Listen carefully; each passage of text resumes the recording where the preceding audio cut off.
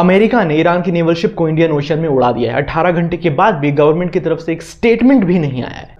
विशाखापट्टनम में ईरान का यह शिप इंडिया के साथ एक नेवल एक्सरसाइज करने आया था। रूल्स के हिसाब से इसके पास कोई वेपन्स नहीं था, यानी निहत्था था। राइट विंग वाले बता रहे हैं कि ये इंटरनेशनल वाटर्स है, इसमें इंडिया क्या ही करेगी।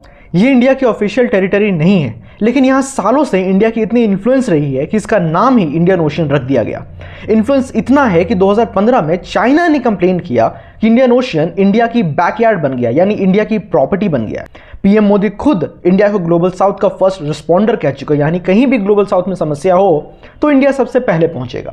और एक बात, इंडिया इंफॉर्मेशन फ्यूजन सेंटर नाम का एक ऑर्गेनाइजेशन रन करता है जिसमें 28 मेंबर्स हैं। इस ऑर्गेनाइजेशन का काम ही है इंडियन ओशन में हो रही सारी एक्टिविटीज को ट्रैक करना, मॉनिटर करना।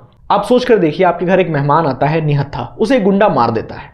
आप उस गुंडे से लड़ नहीं सकते तो कम से कम स्टेटमेंट तो दे सकते हैं, उसकी हेल्प तो कर सकते हैं, पुलिस को तो फोन कर ही सकते हैं कम से कम। और कुछ नहीं कर सकते तो राजनाथ सिंह से कड़ी निंदा ही करवा दीजिए। बीजेपी वाले कह रहे हैं कि इंडिया इंटरनेशनल वाटर्स में कुछ नहीं करेगा। हाँ भाई, जैसे इंडियन वाटर्स होता तो तुम बहुत कुछ कर लेते। 2021 में इसी अमेरिका ने घुसकर लक्षद्वीप के पास अपना मिलिट्री एक्सरसाइज किया था, वो भी बिना इंडियन कंसेंट के। तुमने उस समय कौन सा एक्शन ले लिया? उल्टा तुमने उसी यूएस के प्रेशर में आके वेनेजुएला का ऑयल खरीदना बंद कर दिया, जो फिर से उसी यूएस प्रेशर में आके तुम वापस खरीदना शुरू कर रहे हो।